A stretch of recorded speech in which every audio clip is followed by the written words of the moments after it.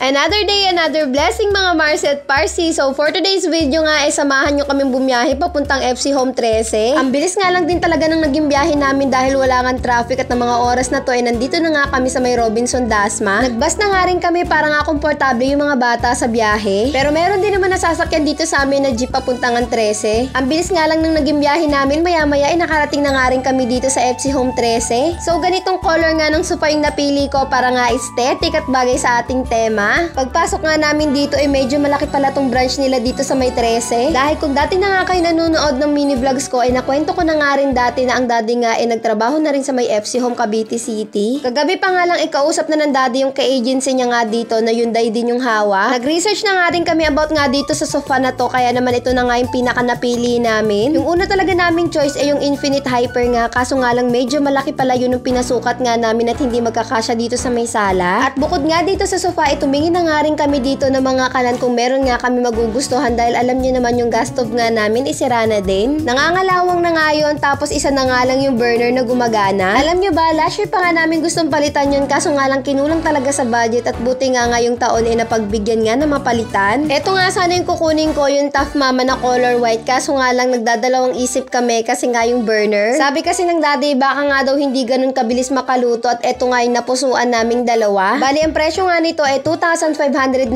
tapos may kasama na nga rin siyang free na rice cooker na maliit.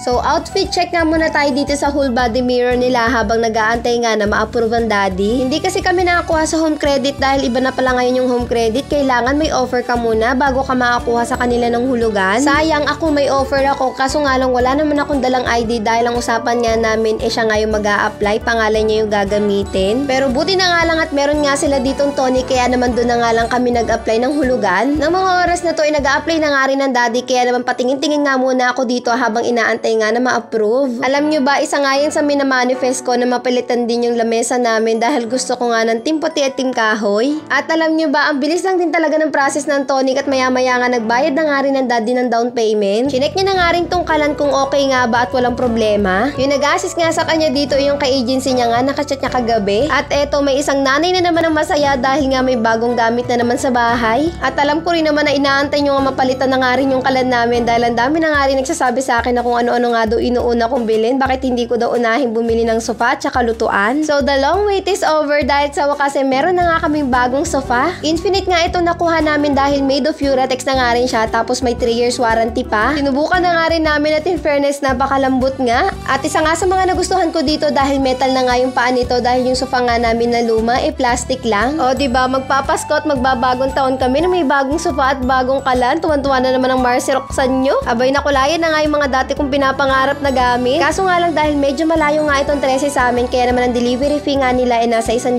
mahigit. At para nga mas makalis kami mag-aarkila na nga lang ang daddy at bukas na nga lang nila ito kukunin. Ngayon nga sana, kaso nga lang hindi available si Manong, kaya naman bukas na nga lang daw. Huwag kayong malito dahil yung inuupuan ko nga dito yung display lang nila, pero ang napili ko talagang kulay ay beige. Sa magtatanong naman kung magkano nga po yung price nito ay 18,795 po, pero dahil nakalis nga siya ng 20% ay 15,036 na lang. At bago nga matapos itong video na to gusto ko nga lang magpasalamat sa mga nag-assist nga sa amin kanina, lalong-lalo na nga sa Tonic at saka sa ka-agency ni daddy na si Charlon. Hindi po ito sponsored pero napakagaganda ng mga gamit dito sa may FC Home 13. At tingin ko nga kung kukuha ulit kami ng bagong appliances dito nga ako bibili. At sa wakas nga pauwi na nga rin kami at ang nauwi nga muna namin etong kalan at saka yung free nito na rice cooker at yung sofa nga bukas na lang. Sinamahan pa nga kami sa pagtawid dahil medyo mahirap din talaga at dalawa nga yung bata naming dala. At yun lang muna mga Marcy at Parsi. Salamat sa panonood. Till next video, uwi na po kami.